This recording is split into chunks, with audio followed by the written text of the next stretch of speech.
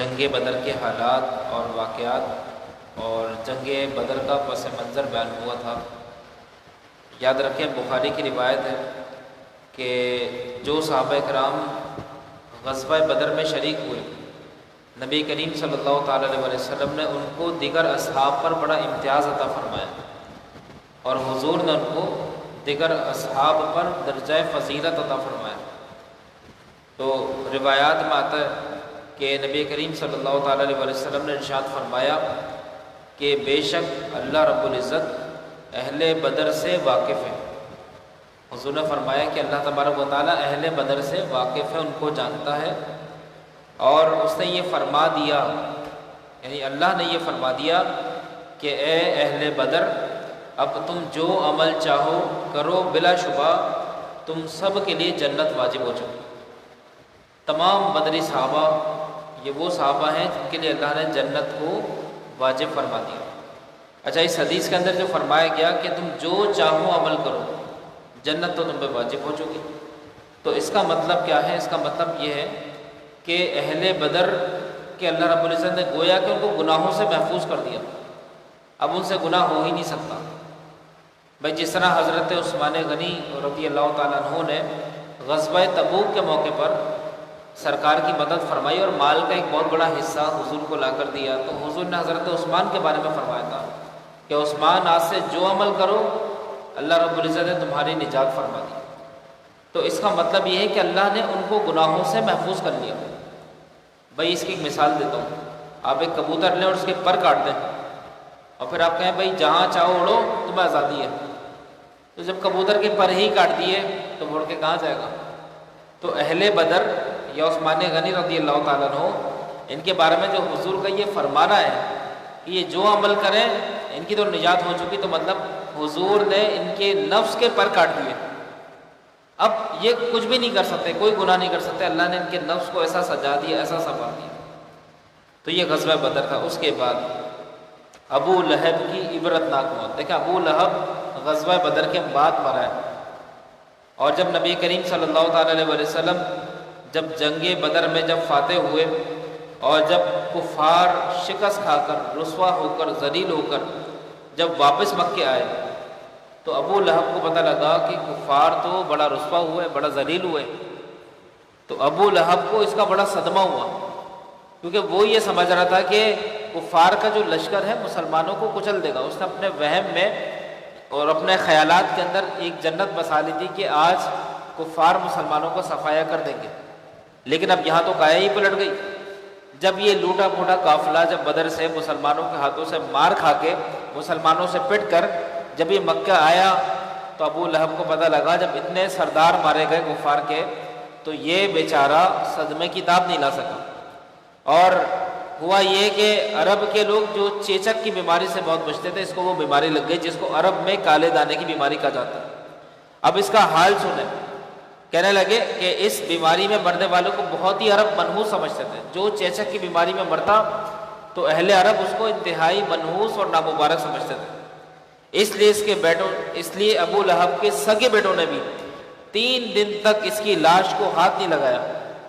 جب یہ مرا تو اس کا لاشا پڑا ہوا تھا، اس کے اپنے سگے بیٹے جو تھے اس کو ہاتھ نہیں لگا دیتے، لیکن ان کو ڈر بھی تھا کہ لوگ تانا دیں گے کہ اپنے باپ کے جنازے کو نہیں اٹھا رہے، تو اس وجہ سے لوگوں نے کیا کرا کہ ایک گڑھا کھودا اور اس گڑھے کے اندر ابو لہب کی لاش کو ڈال دیا، اور لکڑیوں کو دھکیلتے دھکیلتے اس گڑھے کو برابر کر دیا۔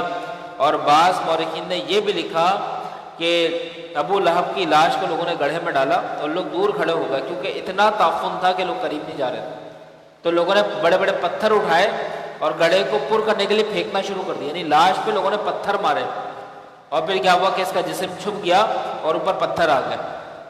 دیکھیں اللہ تعالیٰ گستاخان مصطفیٰ کو ایسی عبرتناک موت عطا فرماتا ہے۔ تو یہ پورا جو واقعہ ہے یہ زرقانی کے اندر موجود ہے۔ اس کے بعد جنگ بدر کے بعد ایک اور غزوہ ہوا جس کا نام تھا غزوہ بنی قینقاع۔ قینقاع یہ یہودیوں کا ایک قبیلہ ہے۔ تو اس کا پورا جو واقعہ ہے، جو خلاصہ وہ یہ ہے کہ جب مسلمان غزوہ بدر میں فاتح ہوئے، مسلمانوں کو اللہ تعالیٰ نے عظیم و شان فتح عطا فرمائی، تو یہود مسلمانوں سے گھبرا گئے۔ اب مدینہ کے اندر یہود کے 3 قبائل تھے، ویسے تو بہت سارے قبیلے تھے لیکن 3 بڑے قبیلے تھے۔ ایک کا نام تھا بنو قینقا اور دوسرے کا نام تھا بنو نذیر اور تیسرے کا نام تھا بنو قریظہ۔ قینقا، نذیر اور قریظہ، یہ یہودیوں کے 3 بڑے قبیلے مدینے کے اندر موجود تھے۔ تو بنو قینقا جو تھے انہوں نے مسلمانوں سے، یعنی جتنے بھی یہودی تھے، انہوں نے مسلمانوں سے ایک ایگریمنٹ کیا تھا کہ ہم آپس میں مل کے رہیں گے اور ایک دوسرے کے خلاف جنگ نہیں کریں گے۔ لیکن جب مسلمان غزوہ بدر میں مسلمانوں کو جب اللہ نے فتح عطا فرمائی تو غزوہ بنی قینقا والوں نے مسلمانوں پر ایک طعنہ کسا، اور وہ طعنہ یہ تھا کہ یہ کہنے لگے کہ جن لوگوں سے مسلمانوں کی جنگ تھی، اہل مکہ، جن لوگوں سے مسلمانوں کی جنگ تھی، یہ لوگ فنون حرب سے واقف نہیں تھے، یہ کمزور لوگ تھے جن کو مسلمانوں نے دبا دیا۔ اگر مسلمانوں کا ہم سے مقابلہ ہوتا تو ہم بتاتے کہ جنگ کیا ہوتی ہے۔ یہ بنی قینقا کے لوگوں نے مسلمانوں پر طنز کیا کہ اگر ان کی جنگ ہم سے ہوتی تو ہم یہودی ان کو بتاتے کہ جنگوں میں سبق کیسے سکھاتے ہیں۔ یہ تو بیچارے مکے کے کمزور لوگ تھے جو ان کے ہاتھوں مارے گئے۔ پھر دوسرا واقعہ جس کی وجہ سے سرکار دو عالم نے ان کے خلاف مہم چلائی وہ یہ تھا کہ ایک برقع پوش خاتون جو عرب خاتون تھی وہ یہودیوں کے بازار میں آ گئی، تو ان یہودیوں نے اس عورت کے ساتھ بدتمیزی کی، بد تہذیبی کی۔ یہاں تک مورخین لکھتے ہیں کہ اس عورت کی بے حرمتی کی گئی اور اس کے اوپر کہکہا لگائے گئے، اور بعد میں وہ عورت جب چلائی تو ایک دکاندار آگے بڑھا اور اس عورت کی گردن کو سر سے جدا کر دیا۔ یعنی ایک تو اس خاتون کے ساتھ جو برقع پوش تھی، یہود نے بدتمیزی کی، لیکن جب اس نے شور مچایا کہ میرے ساتھ بدتمیزی کی جا رہی ہے تو دکاندار نے آ کے باقاعدہ اس کی گردن کو علیحدہ کر دیا، اور اس طرح یہودیوں میں اور عربوں میں لڑائی شروع ہو گئی۔ یہودی عرب قوم میں سے نہیں، یہ عرب سے الگ قوم ہے، تو عربوں اور یہودیوں میں لڑائی شروع ہو گئی۔ یہ واقعہ جب سرکار دو عالم صلی اللہ تعالیٰ علیہ وسلم کے علم میں آیا تو نبی کریم صلی اللہ تعالیٰ، چونکہ جیسے ہی یہودیوں نے یہ کام کرا تو معاہدہ تو ٹوٹ گیا، قتل تو ان کی طرف سے ہو گیا نا، تب معاہدہ تو ٹوٹ گیا۔ تو اللہ کے نبی نے معاہدے کے مطابق اب ان کے خلاف مہم چلائی، اور پھر حضور علیہ السلام نے جنگ کے لیے باقاعدہ ان کے پاس لشکر بھیجا، اور جب مسلمانوں کی ان سے جنگ ہوئی، یہ واقعہ نصف شوال کا ہے، تو مسلمانوں نے یہودیوں پر حملہ کیا حضور کے حکم سے، تو یہودی بیچارے مسلمانوں کے حملے کی تاب نہیں لا سکے۔ ابھی کچھ دنوں پہلے طعنہ دے رہے تھے کہ ہم سے لڑتے تو ہم بتاتے کہ جنگ کیا ہوتی ہے۔ مسلمانوں نے ایسا دبایا کہ بیچارے اپنے قلعوں میں چھپ گئے اور قلعوں سے باہر دیا، کئی دنوں تک قلعوں سے باہر دیا۔ تو نبی کریم صلی اللہ تعالیٰ علیہ وسلم نے جب ان کا محاصرہ کیا تو یہ بیچارے قلعوں میں محصور ہو کر رہ گئے، اور بعد میں مجبور ہو کر ہتھیار ڈال دیے۔ اور پھر حضور صلی اللہ علیہ وسلم نے اپنے صحابہ کو بلایا اور کہا کہ یہ بتایا جائے کہ قینقا کے لوگوں کے ساتھ کیا کیا جائے۔ تو صحابہ نے مشورہ دیا، یا رسول اللہ، ان کو ملک بدر کر دیں، یہ مدینے میں رہنے کے قابل نہیں۔ تو نبی کریم صلی اللہ تعالیٰ علیہ وسلم نے ان کو ملک بدر کیا، اور اس کے بعد یہ سارے یہودی ملک شام چلے گئے۔ یہ مسلمانوں نے ان کا حشر کرا تھا، کیونکہ دیکھیں مسلمان ایک ہوتے ہیں نا، جب مسلمانوں میں مرکزیت ہوتی ہے، جب اتحاد ہوتا ہے، اتفاق ہوتا ہے، تو بڑے سے بڑی طاقت بھی آ جائے نا تو مسلمان اس کو اس کی اوقات دکھا دیتے ہیں۔ تو یہ آج مسلمانوں پہ طنز کر رہے تھے کہ ہم بتاتے، مسلمانوں نے ان کو ایسا بتایا کہ ان کو ملک ہی چھوڑنا پڑ گیا، یہ سارے ذلیل ہو کر، خوار ہو کر ملک شام میں گئے۔ تو یہ پورا واقعہ زرقانی کے اندر موجود ہے۔ اس کے بعد غزوہ سویق، ایک اور غزوہ ہوا۔ دیکھیں غزوہ وہ جنگ ہوتی ہے، غزوے کی تاریخ بتا رہا ہوں، اسلام کے اندر 2 طرح کی جنگیں لڑی گئیں، ایک ہوتا ہے غزوہ اور ایک ہوتا ہے سریہ۔ غزوہ جو ہوتا ہے، غزوہ وہ جنگ کہلاتی ہے جس میں ہمارے نبی صلی اللہ علیہ وسلم بنفس نفیس تشریف لے کے گئے، یعنی حضور بھی باقاعدہ غزوے میں شریک ہوئے ہوں تو وہ غزوہ ہے۔ اور جس جنگ کے اندر سرکار نہیں گئے، اپنے صحابہ کو حضور نے بھیج دیا، تو وہ اس جنگ کو غزوہ نہیں بلکہ سریہ کہتے ہیں۔ اب اسلام میں بہت سارے سریہ ہوئے، ان میں سرکار نے اپنے صحابہ کو سپہ سالار بنا کے بھیجا۔ تو اس کے بعد ایک اور غزوہ ہوا جس کا نام ہے غزوہ سویق۔ یاد رکھیں کہ جب بدر کے میدان میں کفار مارے گئے تو کفار کے دلوں میں ایک انتقام تھا۔ ابو جہل جو مکے کا سردار تھا وہ تو بدر میں مارا گیا، تو ابو جہل جب مارا گیا تو اس کے بعد ابو جہل کی جو جانشینی تھی وہ ابو سفیان نے لے لی۔ ابو سفیان اس وقت تک مسلمان نہیں تھے، اس لیے ہم ان کا نام اس انداز میں لے رہے ہیں، لیکن بعد میں یہ مسلمان ہو گئے۔ تو ابو سفیان جو تھے وہ اہل مکہ کے سردار بن گئے، اور ان کے دل میں بس یہ تھا کہ کسی طریقے سے مسلمانوں سے انتقام لے لیں۔ اس کے لیے انہوں نے بہت سارے منصوبے بنائے، اور اسلام کے اندر غزوہ سویق اور غزوہ احد جو ہوا یہ انتقامی جنگیں تھیں۔ تو عتبہ اور ابو جہل کے قتل کے بعد اب قریش کے سردار ابو سفیان تھے۔ ابو سفیان نے قسم کھائی کہ جب تک بدر کے مقتولین کا مسلمانوں سے بدلہ نہیں لیا جائے گا تو تب تک میں غسل جنابت نہیں کروں گا۔ یہ ابو سفیان نے قسم کھا لی، اور عرب کے لوگ قسم کھانے میں پکے تھے۔ یہ ایسی قوم تھی اگر کسی بات پہ یہ قسم کھا لیں تو کچھ بھی کر کے اسے برا کرتے تھے۔ تو ابو سفیان نے قسم کھائی کہ جب تک مسلمانوں سے بدلہ نہیں لوں گا میں غسل جنابت نہیں کروں گا، اور اپنے سر میں کبھی تیل اور اپنے جسم پر کبھی خوشبو نہیں لگاؤں گا۔ اب غزوہ بدر کے بعد ذوالحجہ 2 سنہ ہجری میں ابو سفیان 200 اونٹ سواروں کے ساتھ 200 شتر سواروں کے ساتھ لشکر لے کر مدینے کی طرف آئے تاکہ بدلہ لیا جائے۔ ان کے ساتھ 200 اونٹ سوار تھے۔ اب اس کو یہودیوں پر بڑا بھروسہ تھا، ابو سفیان کو یہودیوں پہ بڑا بھروسہ تھا۔ وہ سمجھ رہے تھے کہ ہم سوار لے کر آئیں گے اور مدینے کے یہودی ہمارے ساتھ مل جائیں گے اور ہم مل کر مسلمانوں پر حملہ کر دیں گے۔ لیکن یہودیوں نے ابو سفیان کو دھوکہ دیا۔ حی بن اخطب نامی یہودی کے پاس ابو سفیان گئے، مگر اس نے ابو سفیان کے لیے دروازہ نہیں کھولا، اور یہ دروازہ بجاتے رہے کہ باہر آ جاؤ، آج مسلمانوں پہ لشکر کشی کرتے ہیں، لیکن یہ باہر نہیں آئے۔ اس کے بعد ابو سفیان مایوس ہو کر قبیلہ بنو نذیر کے یہودیوں کے سردار جس کا نام تھا اس کا نام تو یہاں پہ نہیں لکھا ہوا، خیر غالباً جیشم اس کا نام تھا، تو اس کے پاس ابو سفیان گئے، بنو نذیر کا جو سردار تھا اس کے پاس گئے۔ تو اس نے ابو سفیان کا بڑا پرجوش استقبال کیا، لیکن اب حضور صلی اللہ علیہ وسلم کو یہ خبر مل گئی کہ ابو سفیان مدینہ آیا ہوا ہے، تو سرکار نے صحابہ کو بلایا اور کہا کہ ابو سفیان کے لشکر کا تعاقب کیا جائے۔ اب اس کے ساتھ 200 اونٹ سوار تھے، سرکار نے پیچھے سے صحابہ کو بھیجا اور خود بھی حضور تشریف لے گئے، لیکن ابو سفیان کے دل میں اللہ نے خوف ڈالا اور یہ واپس مکے کی طرف جانا شروع ہو گیا، کیونکہ یہودیوں نے تو ساتھ نہیں دیا۔ اب یہ واپس مکے کی طرف جانا شروع ہوئے تو ان کے پاس اس وقت ستو کی بوریاں تھیں، تو انہوں نے کیا کرا کہ اپنے اونٹوں سے ستو کی بوریوں کو پھینکنا شروع کر دیا، اور ستو کو عربی میں سویق کہا جاتا ہے، تو اس وجہ سے اس غزوے کا نام سویق بنا، اور وہ سارے ستو جو تھے وہ مسلمانوں کے ہاتھ آ گئے۔ تو یہ جو غزوہ تھا یہ غزوہ سویق کہلاتا ہے، جس میں باقاعدہ لڑائی نہیں ہوئی، ابو سفیان پہلے ہی فرار ہو گیا۔ اس کے بعد حضرت فاطمہ رضی اللہ تعالی عنہا کی رخصتی، یاد رکھیں نبی کریم صلی اللہ تعالی علیہ وسلم کی شہزادی کونین بطول زہرا، خاتون جنت، خاتون کائنات حضرت فاطمہ رضی اللہ تعالی عنہا 2 سنہ ہجری میں سرکار دو عالم صلی اللہ تعالی علیہ وسلم نے ان کی شادی انتہائی پروقار اور پرسادگی والے انداز میں فرمائی۔ اچھا، پورا واقعہ یہ تھا کہ حضرت فاطمہ کا ابھی کہیں رشتہ نہیں لگا تھا، تو سیدہ کائنات کے لیے بڑے بڑے صحابہ نے اپنے پیغام بھیجے، بڑے بڑے صحابہ نے، لیکن نبی کریم صلی اللہ تعالی علیہ وسلم نے یہ فیصلہ فرمایا کہ بھئی فاطمہ کا نکاح میں وہاں کروں گا جہاں حکم خدا ہوگا، وہاں کروں گا۔ اچھا، سب نے پیغام بھیجے، لیکن ایک صحابی تھے جنہوں نے پیغام نہیں بھیجا، وہ حضرت علی تھے۔ حضرت علی کی طرف سے پیغام نہیں آیا، تو حضرت عمر اور حضرت ابو بکر نے آپس میں مشورہ کیا اور آپس میں کنورسیشن کرنے لگے، بات کرنے لگے، کہنے لگے کہ کیا بات ہے، فاطمہ کے لیے بڑے بڑے صحابہ یہ چاہتے ہیں کہ حضور اپنی شہزادی، لاڈلی شہزادی حضرت فاطمہ کا نکاح ہم سے کر دیں، لیکن سب نے پیغام دیا، علی نے پیغام نہیں دیا، کیا بات؟ تو عمر فاروق اعظم کہنے لگے کہ مجھے ایسا لگتا ہے کہ علی مالی طور پر تھوڑے سے کمزور ہیں، فائنینشلی ان کے کچھ حالات اچھے نہیں ہیں، تو اس وجہ سے وہ تھوڑا سا شرما رہے ہیں، اور حیا کی وجہ سے وہ شاید حضور سے بات نہیں کرتے، چلو ہم دونوں چلتے ہیں اور علی کو سمجھاتے ہیں۔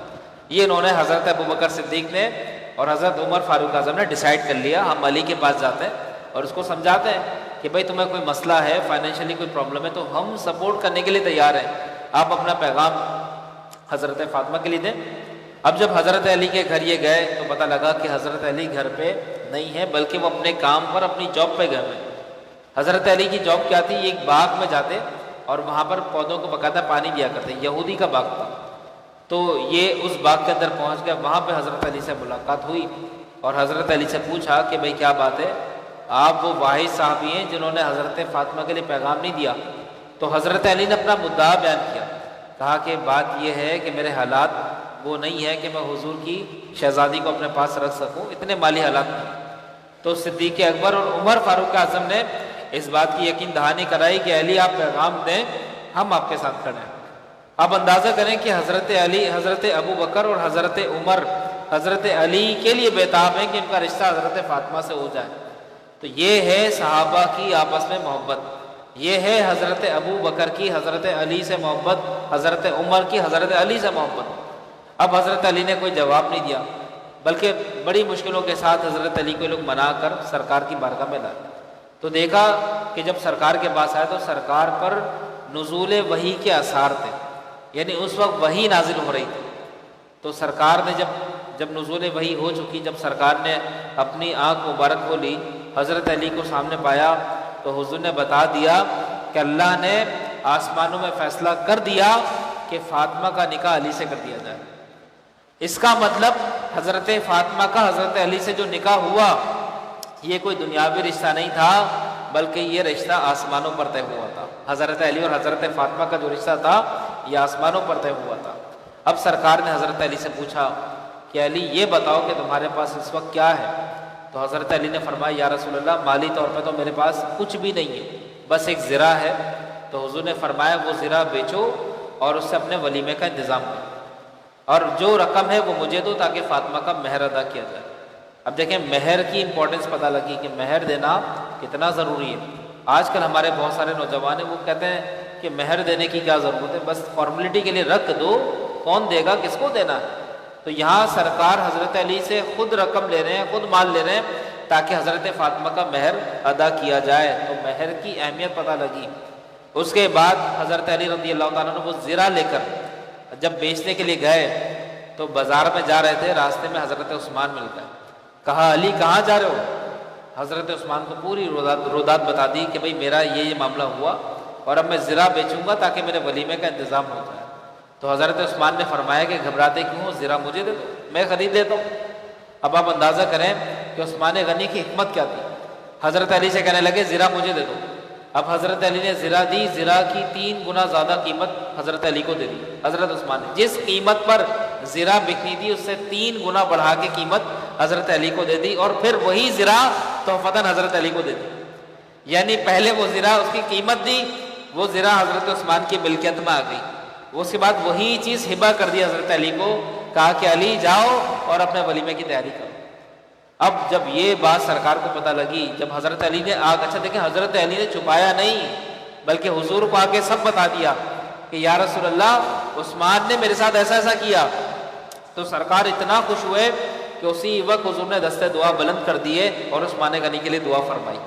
اس کے بعد نبی کریم صلی اللہ تعالیٰ علیہ وسلم نے حضرت فاطمہ کا حضرت علی سے نکاح پڑھایا اور حضور نے خود خطبہ دیا، اور حضرت فاطمہ رضی اللہ تعالیٰ عنہ کو نبی کریم صلی اللہ تعالیٰ علیہ وسلم نے باقاعدہ جہیز عطا فرمایا۔ آج جو لوگ نعرہ لگاتے نا کہ جہیز ایک لعنت ہے، تو یاد رکھیں جہیز لعنت نہیں ہے۔ اگر آپ اس کو مطلقاً لعنت کہیں گے تو یہ بات سنت پہ بھی جائے گی۔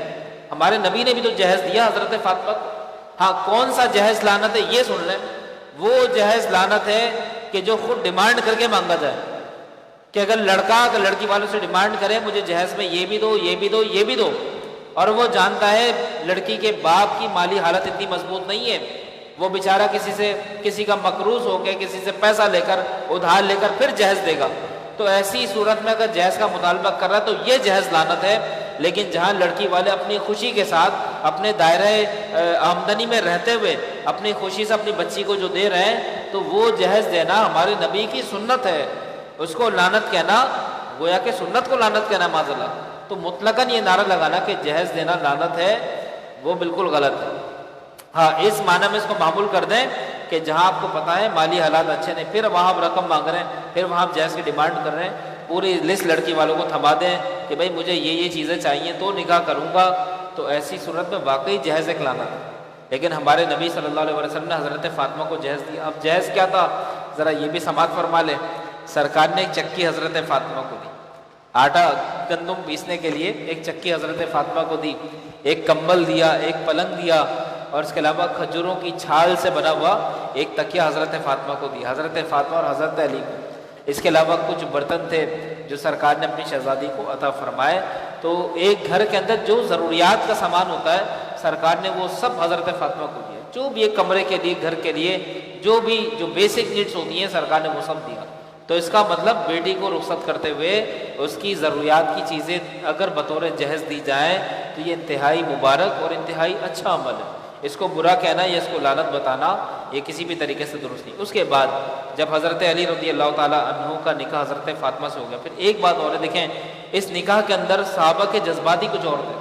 حضرت علی اور حضرت فاطمہ کے نکاح پہ مدینے میں اتنی خوشی تھی جس کا کوئی عالم نہیں تھا، سارے صحابہ بڑے خوش تھے، یہاں تک حضرت حارثہ بن نعمان جنہوں نے سرکار کی ازواج کے لیے اپنے پلاٹس دیے تھے، انہوں نے ایک گھر حضرت علی کو تحفے میں دے دیا، کہا علی فاطمہ کو رخصت کر کے نئے گھر میں لے کر آنا، ایک پورا گھر اپنا حضرت علی کو دے دیا۔ اور جب حضرت فاطمہ کی رخصتی ہو گئی تو عشاء کی نماز پڑھ کے نبی کریم صلی اللہ تعالیٰ علیہ وسلم اپنی شہزادی کے گھر تشریف لے گئے اور ایک برتن منگوایا اور کہا کہ اس میں پانی لا کر دو۔ اس برتن کے اندر سرکار دو عالم صلی اللہ تعالیٰ علیہ وسلم نے پانی نوش فرمایا اور اس کے بعد اسی میں کلی کر کے وہ جو پانی تھا تبرک کا سرکار نے حضرت علی کے سینے پہ پھیرا اور بازوؤں پر پھیرا اور پھر حضرت فاطمہ رضی اللہ تعالیٰ عنہ کو بلایا اور وہی پانی آپ کے سر اور سینے پر وہ پانی حضور نے چھڑکا۔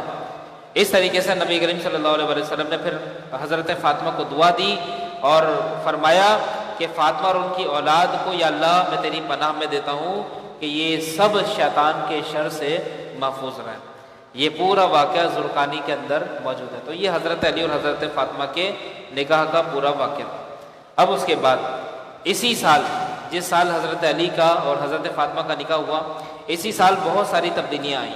نمبر ایک کہ اس سال روزے کی فرضیت کا حکم آ گیا، 2 سن ہجری میں روزے فرض ہو گئے اور زکوٰۃ کی فرضیت کے جو احکام تھے وہ بھی نازل ہوئے۔ اسی طرح روزے اور زکوٰۃ تمام مسلمانوں پر فرض ہوئے اور اسی سال نبی کریم صلی اللہ تعالیٰ علیہ وسلم نے عید الفطر کی نماز باجماعت عیدگاہ میں عطا فرمائی، یعنی غزوہ بدر ہو گیا، حضرت علی کا حضرت فاطمہ سے نکاح ہو گیا، اسی سال سرکار نے اسلام کی پہلی عید کی نماز عید الفطر کی نماز آپ نے جماعت سے عیدگاہ میں عطا فرمائی۔ اس سے قبل عید کی نماز کا کوئی تصور نہیں تھا۔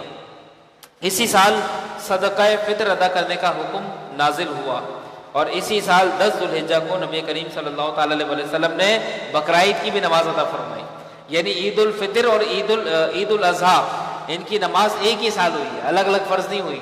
تو سرکار نے ایک ہی سال میں دونوں نمازیں عیدگاہ میں عطا فرمائی اور نماز کے بعد حضور نے قربانی کے طور پر 2 چتکبرے مینڈھے ذبح فرمائے، ایک اپنی طرف سے، آل کی طرف سے اور اپنی امت کی طرف سے سرکار نے ذبح فرمائے۔ اسی سال غزوہ قلعہ قدر اور غزوہ بحران وغیرہ چھوٹے چھوٹے غزوات بھی پیش آئے جن میں نبی کریم صلی اللہ تعالیٰ علیہ وسلم نے بھی شرکت کی، لیکن کوئی جنگ ان میں نہیں۔